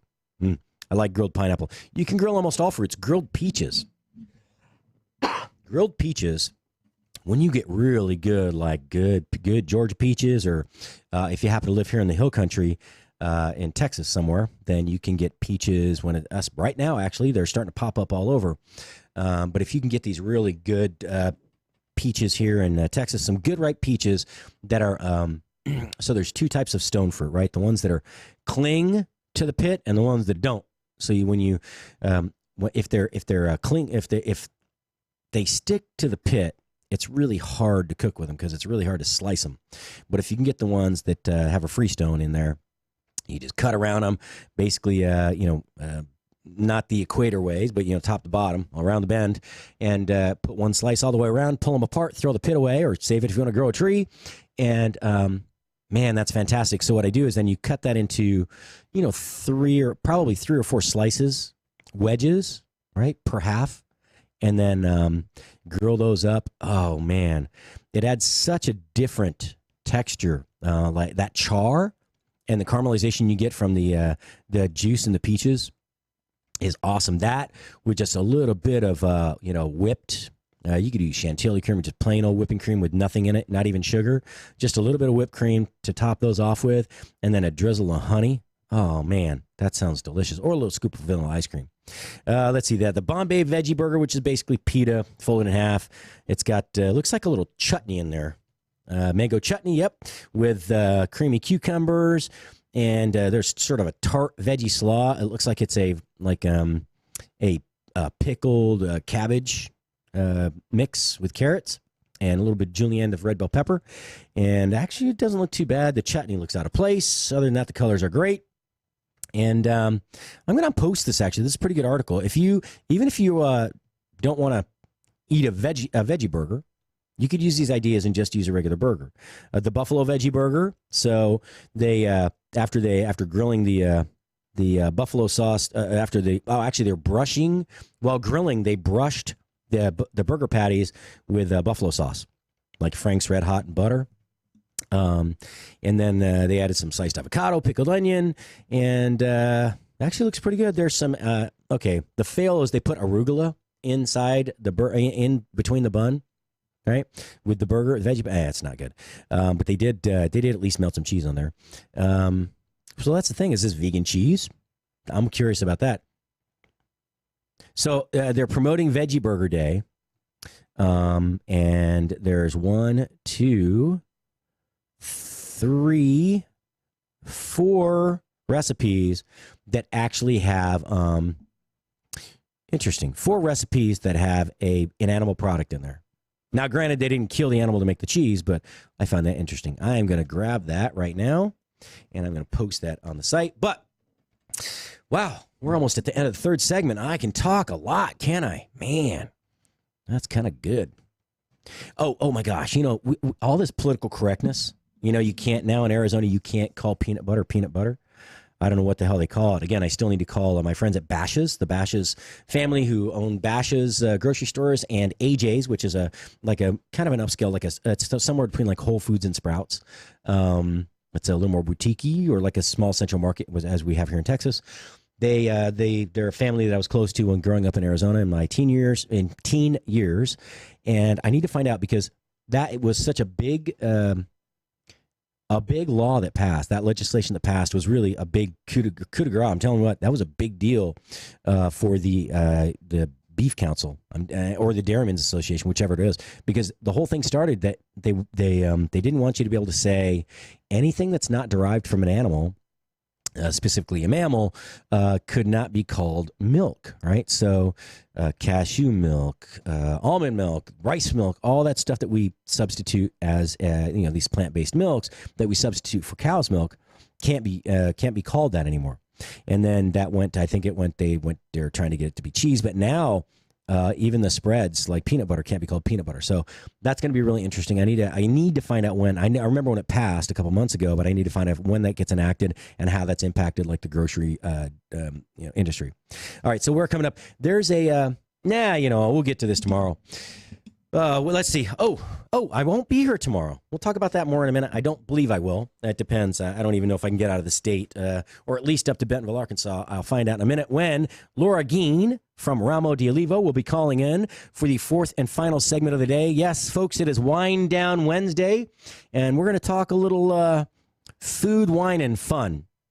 A little bit of how to pair things, too. Together, that is, on the plate with a drink. All right, so Laura will be calling in just a few minutes. Again, Chef Patrick Mosher, the Food Biz Pro here. Yeah, thanks for tuning in. This has been fun. Man, my mind is still a scramble from last night with my pink spread on a white plate on a white edible cracker, basically. Maybe I'll do better next time. Hey, hold tight. We'll be right back. Follow Chef Patrick Mosher on Twitter @FoodBizPro. Dr. Ken Brown here, host of Gut Check Project with my co-host Eric Rieger. Eric, we've been seeing Mojo guys over there and over here at Spoony talk about Atrantil for bloating. I've seen in my practice that Atrantil is a whole lot more than just a bloating product. Yes, it does a whole lot more than just fix bloating because of the polyphenols that you find in Atrantil. You're exactly right. The polyphenols are those molecules that we find in the Mediterranean diet. It makes vegetables and fruits very colorful. What are some of the things that these polyphenols do, Eric? These polyphenols can actually stop inflammation. They can help you have more energy. They can help you with anti-aging. And polyphenols are great for athletes. It sounds like it's going to help a whole lot more people than just bloating. Tell me how everybody should be taking Atrantil. If you want to dose Atrantil, it's 2 capsules 3 times a day, basically with your meals. But if you aren't bloated and you just want that polyphenol intake every day, 2 to 3 capsules a day will work for you. Go to lovemytummy.com/Spoony. Now you can fly anywhere in the world and pay discount prices on your airline tickets. Book a flight today to London, Paris, Madrid, or anywhere else you want to go and pay a lot less guaranteed. Call the International Travel Department right now at Low Cost Airlines. 800-452-1075. 800-452-1075. That's 800-452-1075. Never Forgotten Apparel is more than just a premium women's and men's clothing line. It's a movement to remind us to wear American-made and serve those who serve us. Our heroes. Never Forgotten Apparel gives 20% of their total sales to nonprofits that support homeless veterans and off-duty firefighters, and 50% to individual veterans and firefighters in need nationwide. Check out neverforgottenapparel.com. Use promo code MATT, M-A-T-T, and get 15% off your purchase.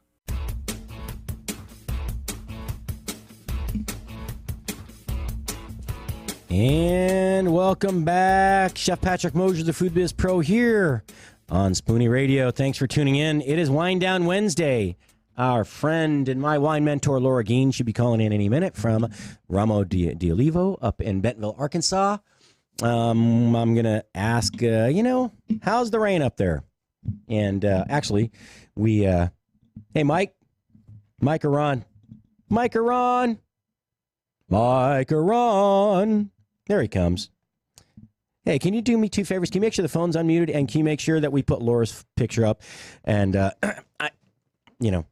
I think I'm set here. I never know because I always touch something wrong. And anyway, she hasn't called in yet, but we'll get that way. You don't have to worry about coming back over later. Thank you.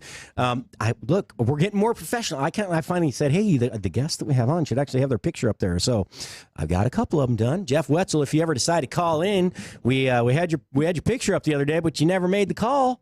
So anyway, Laura should be calling in a few minutes, and it's I'll tell you, there's something been on my mind for like 2.5 weeks now, or maybe that's more like 4 weeks now, and it consumes a lot of my day.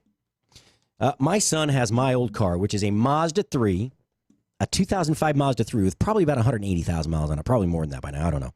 I know it had 126 or 36 or something like that when I gave it to him, and it has a sensor on it. It had the sensor. There are 2 on the transmission. There's the output and input speed sensors, and what they do is they send a signal to the transmission based on the speed. There's 2 things: the speedometer and the wheel, and there's a bunch. But anyway, it's all computer controlled, and it failed. Well, it failed because the sensor somehow got yanked out of one of them, and so I'm going to answer. Hey, Laura, I'm sorry, I'm going to answer the phone, say hello, but I want to finish the story real quick about Damon's car. How you doing? I'm great. How are you? I'm good. So I was talking about my frustration with trying to find this part. It's called a transmission input or output speed sensor. Okay. Now, took it to the mechanic, and this mechanic has the coolest place in College Station. What he does is he has these bays where students can bring their car, get it towed there, whatever's wrong, but they can work on their own car, and then they just pay a flat fee, and he helps them do it. He'll help them acquire the parts. You can use his tools. I believe you can use his tools. I'm pretty sure.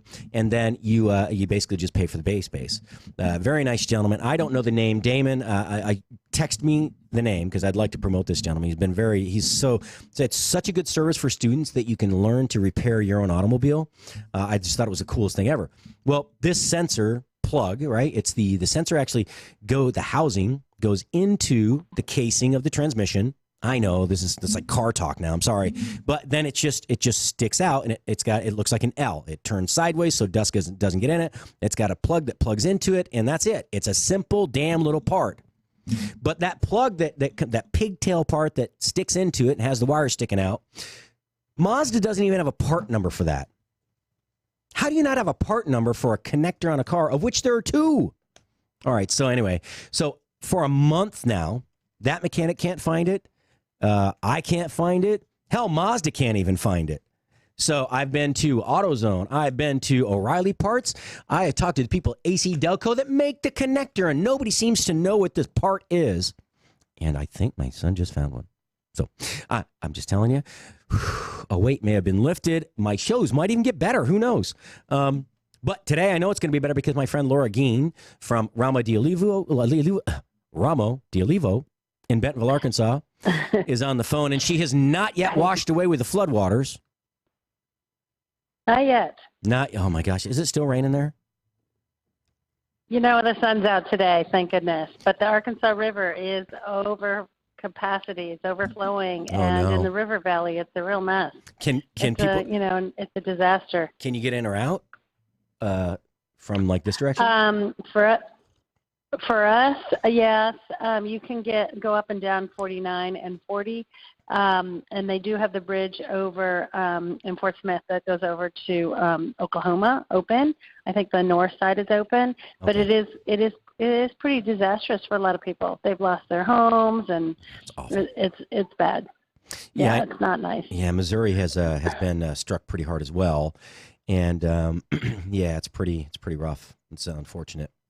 It is. But I'm glad you guys are safe. So folks, if you want to help out, I'm sure there are lots of organizations that could use your help up there. So just look up Missouri flooding, Arkansas flooding, assistance, something like that, and you'll find probably 20 or 30 hits that come up. I like the American Red Cross is always a good thing to donate to. A high percentage of all the money they take goes to, a really high percentage of everything they take and goes to help their those that need it. So, help out if you can. Yes. Yeah. And they actually say money is better than donating things because that way they can put it into where it really needs to go. So yeah, it's a lot more. Cash is the currency that buys all things, right? Except happiness and life extensions. Sorry. No, can't buy it. You can work for it. Sorry. But, Sorry, that's why we do wine and food, right? Exactly. It's not rocket science or saving lives, but, it can make your day. Doc, we had a great promo that Doc wrote, and he had one of the big voice guys we had that does the voiceover study, not voiceover, he does, it's called the imaging, right? So when every station has kind of their own imaging, and so you have a couple of different voiceover people that do that imaging, that sound that you have, the little sound bites in between shows, and this guy's fantastic. But one of them he said is Spoony Radio. We're not solving the world's problems, but we're bringing people to the table. Which is funny because on the other side of this studio over there is the Mojo 50 studio, where apparently they talk politics all day and they think they're solving the world's problems. But when y'all want to really come to the table, come on over and eat. Just telling you, I got 4 seats here. Ha ha. Oh, they have 4 too. Damn. Their studio's so nice. I'm a little jealous. I might have studio envy. Could I have studio envy? Is that possible, Laura? You could. You probably could, depending on what your studio looks like. Actually, I like my studio. Brad Staggs did a good job. But we're going to talk a little wine in a second. But I was in a chopped style culinary fight club competition last night in Frisco, Texas, at the Concrete Cowboy. Yeah, it was fun.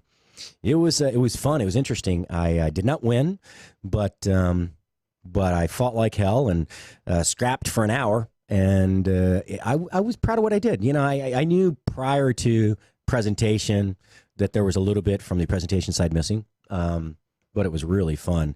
And I remember the last time that I was at a culinary competition was actually I was sitting at a table with you and Tom at what's that beautiful venue there where we did the two chefs, the dueling chefs. That's right. So that was Jeff Wetzel and the chef from Heirloom up there. Jason. Yep, Jason. And, Jason, right? Yeah, what a great chef he is. I heard he got his own restaurant now. That place is called, I haven't been back there. So it's beautiful, though, that venue. It's a cute little wedding venue. It's awesome. It's really nice. Something house. I can't think of it. I'll think of it. Yeah, I'll think of it in a second. But yeah, so that was the last time that I was anywhere near a culinary competition.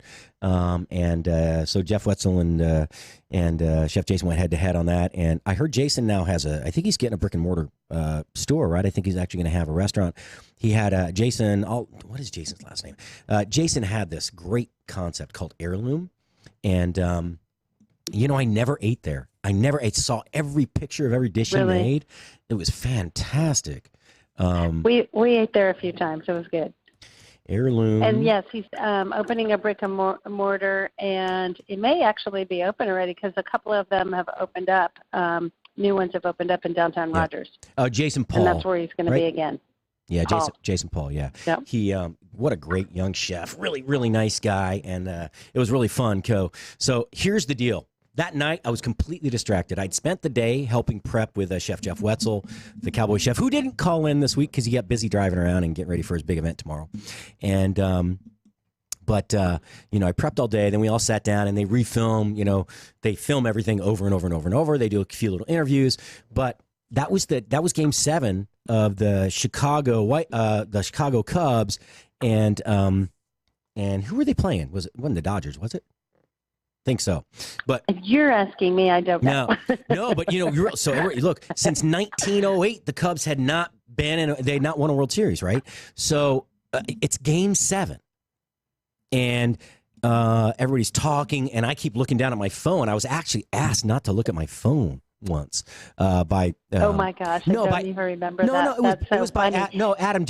I stood up to go get something or go to the bathroom, and Adam goes, "Hey, dude, stop looking down at your phone." And Adam's this wonderful man from River Productions up there, who was they were filming this promo. He was doing a pilot for the Food Jeff, Network, wasn't it? Yes, it was actually. Yeah. And unfortunately, it didn't work out for Jeff. But Jeff, we'll write another treatment. We'll get you on the air, or when I get my show, I'll just have you on. If I can ever, I think I'm stuck in radio. To be honest with you, I got a face for radio. So he's a colorful character that would be good on the show for sure.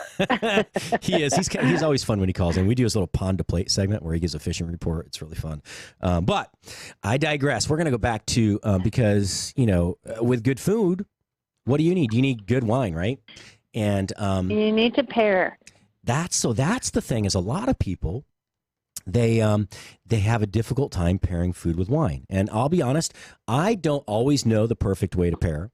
However, at least I understand the the premise of it. But what are there like 5 or 2 or 10 easy ways to pair? Now I like Bordeaux's.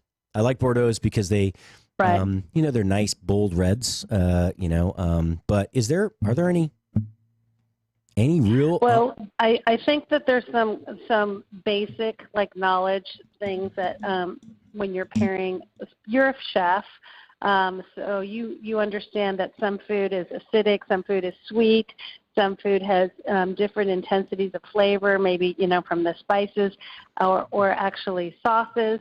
So when you're pairing, I think those are the things that are the basics. So should you pair the wine with, what do you pair with an acidic food? What do you pair with a sweet? What do you pair with something that's spicy? What do you pair with, different kinds of meats? And typically, I think as a chef, and you would pair with the sauce that you put on your meat rather than the meat. Correct. Because if you had, something that's a lot of herbs, you're going to pair with what goes better with the herbs than, say, beef. Mm-hmm. So that way, when you're pairing your wine with your food, you need to have your menu first. So the food's going to come first before the wine, and unless you're that good and you can pick the wine and then pick your recipe. I think, that's pretty. The recipe comes first, So that's one thing to remember. I agree. You think? Yeah, and and here I think rule number one of any. It doesn't matter, what you can read any article you want on pairing. I think the first thing is order food you like. And wine you like, right? So you're not don't blindly order some dish or some wine just because somebody said it's fantastic, but you don't know if they go together, right? If you know you like a certain style of food with certain flavors and you like a certain flavor and style of wine, do that. And as a chef, people are like, I know I shouldn't drink white wine with my steak, but I'm like, why? If you like white wine, drink what you want with what you want to eat. That's your choice, right? Now. And so it's not so much about the kind of wine, it's more about the flavor profile. Mm-hmm. So, for instance, if you're having a steak and you have a creamy sauce with it or something, you can pick a creamy wine. So you can pick a really great Chardonnay to go with it. And it would go well just as well. You don't have to have a red wine. Mm-hmm. No, absolutely. So I think it's more about the flavor profiles, not so much about what you're eating. Yeah, so and that's kind of what you're saying. Yeah, if you have something spicy, say, for instance, like if you have something, even if it's a red meat or okay, say steak with chimichurri, right? Now, like Gewürztraminer, Gewürz actually means in German, it means spicy, gewürzig. And so if you have, even though Gewürztraminers have a bit of sweetness to them, they also have this kind of zesty, clean, it's almost they go well with spicy foods. And so it's palate cleansing. It's a little sweet. It's a good juxtaposition to the spiciness on the plate. And if it's super rich, but, and again, don't just order something randomly because you heard it's supposed to pair well. But so what are a couple other, how about Pinot? Right. What does Pinot go well with? Because I love Pinots. Pinot Noir is probably one of my favorites. So Pinot Noirs, so if you think about it, if it's a little bit, I think of Pinot Noirs as having a lot of bitter and sweet in it because it is a red wine, so it does have kind of a dry, or not bitter, but a dry aftertaste and sweet. So that's going to go really, really well, like we just said, with any kind of meat dishes. Usually great with any kind, a spaghetti, anything. I think it would also go with anything that's a little bit spicy. Some herbs, because you have the bitter and the sweet. So Pinot is kind of a versatile red wine. It is the way I think of it. So Pinot does pair well with almost anything. One thing is that Pinot Noir has the, you can really tell the terroir, that there's an earthiness to it that's not. It's like umami, right? It's got that it's got a depth in wines that most wines don't have. Pinot can be very complex, but it's got this thing about it that pairs well, especially if it's a meat dish, but stuff that's kind of earthy, like mushrooms and truffles and things like that. Because if you pair a cab with those, sometimes it's so big and heavy, they just kind of overpower everything. But that Pinot's strong enough to stand up to, say, the meat on the plate, but it enhances anything that's got that earthiness to it. That's one of my favorite pairings with Pinot. And and I like that too. I love the Pinot because it, like you said, it's so versatile. It can go up like earthy because it does have that. I was saying bitter, but it is earthy. Because I had some sushi at Blue not too long ago, and I had a great Pinot with it. It's Elk Cove Pinot, and it goes really well with that. Ooh, Elk Cove is good. Because of all those flavors with the the wasabi and the soy and the Pinot, it just kind of enhanced it because it didn't feel like white wine. Now I could have done a light white wine with that too. Sauvignon Blanc would have been good, but I felt like Pinot, and it really worked. So it was a great meal. When I worked at Nobu, and so like I said, go ahead. I'm sorry. No, go ahead. I was going to say, so like there's no rules. Like you said, you eat what you like and you drink what you like. And it does kind of go together. It's, you know, wasn't a cab. You know, it wouldn't have been good with a cab, but it was good with the Pinot. So, you know, you brought up the sushi. When I was at Nobu, he gave a class. They had their sommelier and Nobu, they did a class on red wine and sushi. You know, because people think, oh, what? Red wine and sushi, you can't have that. It's fish. But actually, I know, right? Yeah. So Pinot and then Malbec even went good with some of the heavier style dishes that Nobu has, things that like where you char the fish after you've made the nigiri, the pressed in the little pressed pieces of sushi. When you char it, it has a little smokiness to it, and maybe a rich atare, which is just the sauce that you coat it with instead of, you know, like a bright something with green onion and like a lime or lemon or some sort of citrus sauce on it. So, so Pinot went well with those, as well as Malbec, because Malbec has that really unique flavor. It's got that aftertaste you can't really get anywhere else. That goes well with really smoky food. So it does. Yeah. So barbecue. Yeah, exactly. I was going to say barbecue. Because we were talking about some good Texas barbecue. We're missing some good Texas barbecue. Someone told me that there's a place down in Johnson that has almost as good as Texas barbecue. Almost. Really? So there you go. I know. We're going to have to check it out next time you're here. So I was, Cheryl Heisler calls in on Fridays with her Mixed Metaphors segment. We do the What Are You Drinking This Weekend? And she was telling me they keep a kosher kitchen. And she was telling me that, we had a little talk about that earlier, you and I, but she had never had barbecue before because the grills aren't kosher. There's one place in Texas, though, once a year that takes, I'm sitting on the corner, I'm trying to move it around, that it takes they truck everything up for like one weekend or 1 week in Chicago, and then they serve kosher barbecue. I need to find out who that is, but there's a line around the block, right? Around the block all day, every day. Interesting. And I was thinking she was an adult, right? She was already mature, like in her 40s or whatever. I think when she had this, and I was like, oh, how terrible that you didn't ever have barbecue till you were that. I mean, but can you imagine having that as your first bite of barbecue at like 40 or I don't know how, I don't know the age, but say in your 40s? I don't know. They're definitely missing out, but how delicious it must have been at that point. Just think, look what I've been missing all this time. Now I know. Especially if you had a delicious, right? I know, but if you have one of those delicious, say, Argentinian or Chilean Malbecs, right? With not the huge earthy ones, but one just a little on the lighter side. But even the earthy ones, if you were having brisket, would be perfect. Maybe if you had pork ribs, maybe a Pinot or something like maybe a Grenache or a blend, like a Malbec blend. One of the good brands. Or a Tempranillo even would be good too.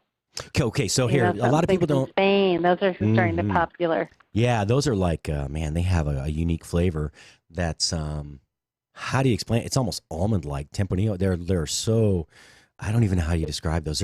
It's a big, rich wine that, but it also has a tartness to it. It also has that dry tartness to it. So, and a tad bit of not earthy like the South American ones, but a little bit. And because they use those Spanish grapes, which are different, and they actually are great with something spicy. Oh, paella. Sounds delicious. They're Ooh, great. I love paella. Awesome. We love those pairings. Yeah, Valencia paella from the seaside. It's just unbelievable. Now I'm really, really, really hungry. And I ate breakfast today. So, yeah. All right. So, what if you're going to have something, I think you talked about this. All right. What if you're going to have something fat? What if you have like a shrimp scampi, right? Something with a butter, creamy sauce, something thick like that. What do you have? Okay. So, a scampi. So, I do like when I eat something like that because of the butteriness and the garlickiness, I tend to go white, or a low tannin red, like we just talked about. But I kind of like to put that with, because of the acidity and the garlic and the creaminess, I would either do an unoaked Chardonnay. Exactly what I was thinking. Something, right? We're doing a tasting tomorrow with the Camus family, and I would use like the Mercelet Silver would be perfect with it. Ooh. And that's an easy wine for anyone to pick up. That would be amazing because you still get a little bit of the creaminess from the Chardonnay, but it's unoaked, so it's more crisp. So for me, that would be a perfect pairing. What's the Camus one? That's also my preference. What's the Camus white blend that's been so popular forever and ever? The Conundrum? Yes, the white, Camus Conundrum. The white. Yeah. It's like a white Bordeaux. So it kind of changes every year. And we have a new one just now in the shop that we'll be tasting tomorrow as well. And it has Chardonnay, it has Semillon, Viognier, and something else in it. I think it's a Muscadet or something. Oh. And it's really interesting this year. It's a really great blend. That would be amazing with any fish dish. So I'm gonna have to. You really could do it. I'm gonna have to try this year's because I used to drink it all the time, and like you said, their blend changes every year depending on what the harvest is. And but Muscadet, that was my favorite wine and food pairing ever when I was in Paris. I had that this salty little clams on the half shell or Manila clams, and then they had that Muscadet wine that had the salt absorbs through the grape skin because it's grown near the coast, and it's got this and it's Surly, so they still have the yeast. It's just such a fantastic wine. It's a unique wine, but it's fantastic. So. Oh, yeah, I can't wait to try that one. Thanks for that one. Yes, it's super unique, and it would be great with like some sort of zesty sauce. If you were doing a fish with some sort of beurre blanc or lime sauce, it would be amazing, or something spicy, So I think that would be it's a great summer wine. It's it's so good chilled. It would be great with some of these, and a lot of restaurants probably carry it with some of these more dishes, fish dishes that are a little more saucy.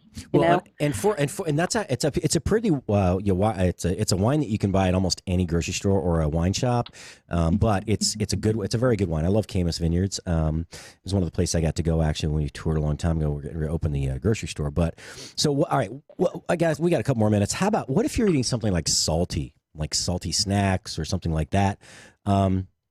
What works with that? What do you think? I think a wine with a little acidity is really good with salt. So I would probably go to like a Sauvignon Blanc. Mm-hmm. Yeah. A really good grassy one. Like we have a really great one right now that's in between that grapefruit New Zealand taste and the grassy California taste, it's from Chile, called Prisma. Or I would do. I would even think that a Sancerre from France would be amazing as well. Oh, that'd be good. Or something like maybe like a Vino Verde. Minerality. Yeah, Vino Verde from Spain or Portugal. Yeah, from Spain or Portugal. Exactly. We talked about that wine last time, and that is such a great wine to put with salty. Oh man, now because there are things that are kind of salty. Chef Jeff's kind of salty. Those clams on the half shell. I tell you that would be really good. I had never had. I grew up in upstate New York having these. Upstate New York, but having clam bakes, where they would literally buy 3 50-pound sacks of clams, and they either do them. There's two ways, right? A traditional clam bake back there is actually more like a boil. But if you're on the coast, then you do a bake where you layer the seaweed and burlap sacks between, blah blah, and you steam everything on a different layer. And you put the lobsters go on the bottom, and then you have there's like potatoes and corn, then lobster, and then your clams, and then that's pretty much what you put in there, and shrimp maybe, and those go on the top. So, but I'll tell you what, I had never had like a shellfish like that on the half shell raw. And it was delicious. Really? It's such a different flavor than when they're cooked, and the texture is much more delicate. They're not oyster-like in the sense they don't have that creaminess, but it was just awesome. It was really such a treat, and I think I'd built it up in my mind too to be like the perfect pairing that we spoke about, like third day of wine and spirits class. It was really fun. But we got about 2 minutes left. So what else is going on in Bentonville? So right now is Shareholders Week. Oh, boy. And that means for Walmart, and that means that they bring in shareholders from around the world We have big buses coming down all the streets, and they stop at the first Five and Dime, which is the museum, the Walton Museum or Walmart Museum. And it's so exciting for them to come because they come from all these different countries, and everyone's wearing the same shirt. They might be from Brazil or Japan or China or, That's Mexico, very cool. and these groups, and they cater to them all week. And there's a big business meeting. The big business meeting was this morning, and the exciting news is they had Bernie Sanders speak. Really? And then he spoke to the public afterward. Yeah. Cool. So I think that's something you could probably YouTube. You can look it up online. It was kind of exciting to see. He's trying to get Walmart to raise their minimum wage to $15 so that it would be a living wage for people, which, of course, I agree. I think they should. There's so many people that work for Walmart, worldwide.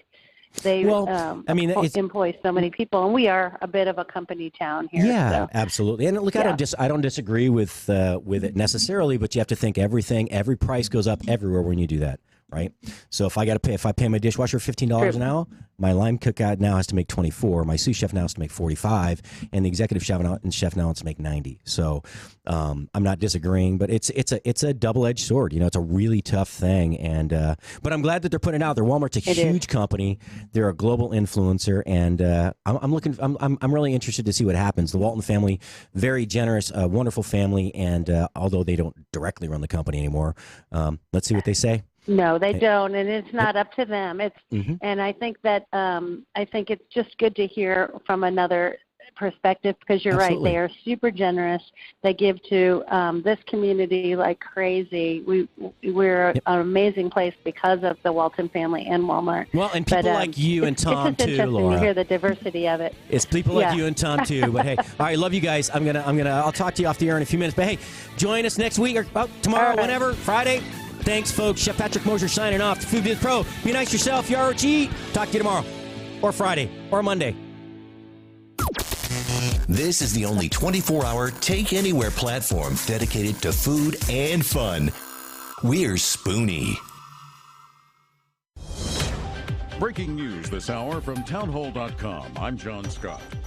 As the overseas trip continues during a meeting with Irish Prime Minister Leo Varadkar, President Trump says too many drugs and illegal immigrants flow from Mexico towards the United States. Mexico can stop it. They have to stop it. Otherwise, we just won't be able to do business. It's a very simple thing. And I think they will stop it. I think they want to do something. I think they want to make a deal. And they sent their top people to try and do it. We'll see what happens today. We should know something. Those trade talks are now underway in Washington. An American soldier who parachuted onto the French coast during D-Day is recreating his jump for the invasion's 75th anniversary. Tom Rice remembers the first time. That was the worst jump I ever had. After getting tangled in the door of his aircraft, he jumped again on the invasion's 50th anniversary, and now at 97 is doing it again, in tandem with veteran parachutist Art Schaefer. It'd be an honor just to share that with him. Like other D-Day veterans, Rice says the war bothers him. We did a lot of destruction, damage, and we chased the Germans out.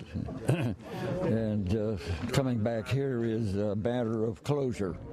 You can close the issue now. I'm Sagar Magani. Also at townhall.com, and a win for pro-lifers, the Trump administration ending medical research by government scientists using human fetal tissue. Citing the dignity of human life from conception to natural death, the Department of Health and Human Services announced the policy change. Going forward, NIH scientists will stop research involving fetal tissue from elective abortion. Opponents of the move argue that some health problems can't be studied any other way.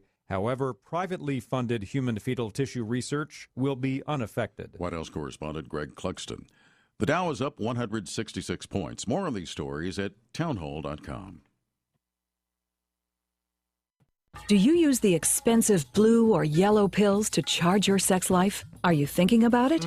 What if we can promise you the same results for less than $3 a pill? If you're paying $20 a pill for the other pills, you're getting taken to the cleaners. Our pills deliver the exact same results for less than $3. You'll save more than $16 a pill for the same results. And right now, radio callers will get 44 blue or yellow pills for $120 with free discreet shipping. You can save more than $700 off pharmacy prices. Charge your sex life now and save a ton of money. Call now and get your 44 pills and save over $700 and qualify for free shipping. Stop overpaying and call right now. 800-218-6473. 800-218-6473. 800-218-6473. That's